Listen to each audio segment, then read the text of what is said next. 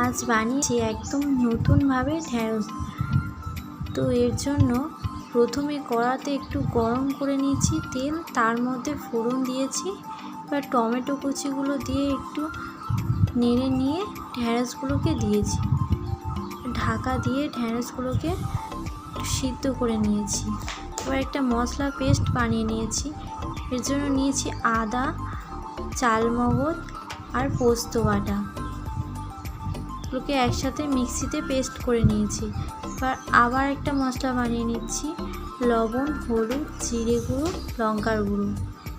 এবারে মশলাগুলো একে একে ঢ্যাঁড়সের মধ্যে দিয়ে খুব ভালো করে নেড়ে নিয়ে অল্প পরিমাণে জল দিয়ে, খুব সাধারণ রান্না কিন্তু খেতে হয়েছিল খুব সুন্দর।